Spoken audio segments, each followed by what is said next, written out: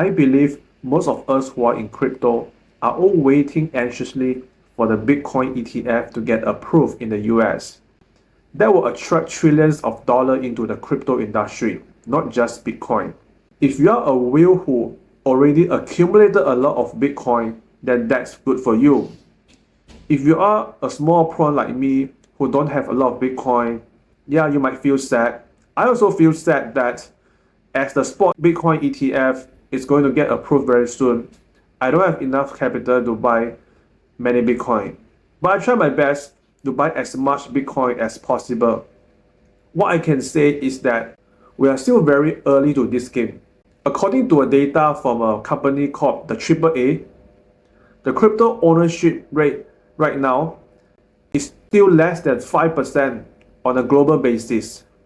Just imagine one day when the crypto ownership rate goes up to say 10%, 20%, 30%, or even like close to 50%. That amount of money that will come into crypto is going to be insane. It is exponential. I believe that will generate generational wealth that will transform someone's life if you get in now and you are patient enough to wait for several years, like say 5 years, 10 years, or 20 years. It's a long game that we are in right now. We are still very, very early to this game. So that is the bright side to look at it. Next, I want to say that actually in many emerging countries where the financial markets are less developed, many people don't even know what is an ETF. Trust me, because I'm from such country. I've talked to people working in the banks, and those bank staffs don't even know what is an ETF when I ask them about ETF. So just imagine the lack of financial knowledge.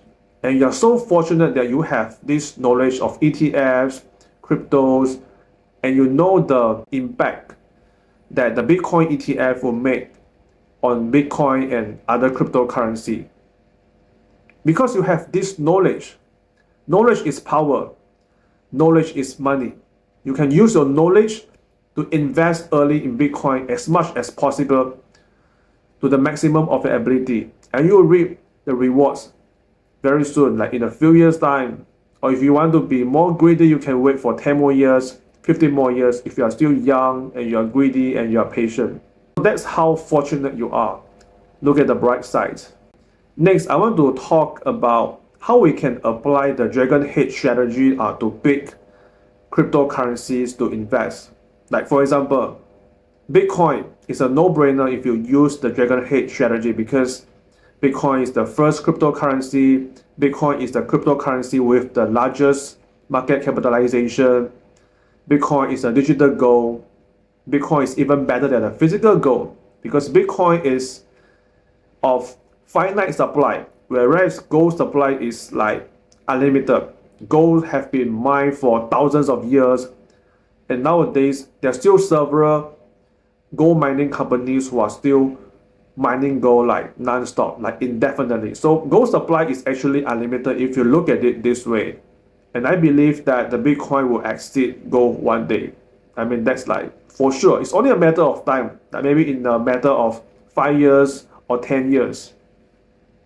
Next, if you want to invest in the layer 1, you can buy Ethereum if you apply the dragon head strategy. Like the moment Ethereum become the top layer 1 and you invest, you're still not too late. That's the beauty of dragon head. If you apply the dragon head like to almost every asset class, to every subcategory of the investment asset class, you're still not too late when that asset is already the top, the strongest in its subcategory, and you invest and you can still get very decent, nice rewards. Another benefit of dragon head is that you don't need to be super intelligent or super well informed because the dragon head is well known by many people, but many people just don't want to invest in those dragon head.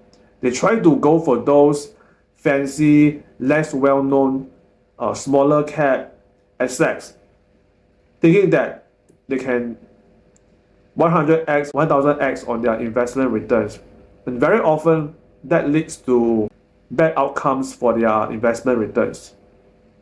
So if you just invest in those dragon heads, you don't need to do too much research. You can basically just follow the crowd, like follow the KOL, follow the YouTubers, just invest in those very famous, strongest asset class in their category. So let's say if you want to invest in the layer 2 of Ethereum, yeah, you can just buy Matic. So let's say if you just want to invest in the top meme coins, you can invest in Doge coins and Shiba Inu. And you should do fine. Although for these meme coins, I have some different opinions. So like I said in my previous video before, the Dragon Head strategy is a general rule of thumb. It's not a doctrine where you follow without any thinking. But what I can say is that this general rule of thumb has a pretty good winning rate. I would say it's more than 80% or even more than 90%. And then next, I want to talk about the rotation theory in crypto. That is what I learned from a Chinese YouTuber. The rotation theory is like, at one point of time, there's only this much of money in the crypto market, or there's like a limit on how big the entire crypto market capitalization can go. Like for example, if let's say Bitcoin is at this market cap and Bitcoin has to comprise like 50% of the entire crypto market capitalization, then the other altcoins can't have total market capitalization higher than Bitcoin. So how does it work for those altcoins to go up by 20x, 30x? And that is by rotation. So that means, like let's say if we have a group of altcoins going up by more than 20x, 30x during the insane bull market cycle, other altcoins have to perform worse to compensate for that. And then people will take profits from those altcoins that go up by 20x, 30x. Then those money will move to other less performing altcoins.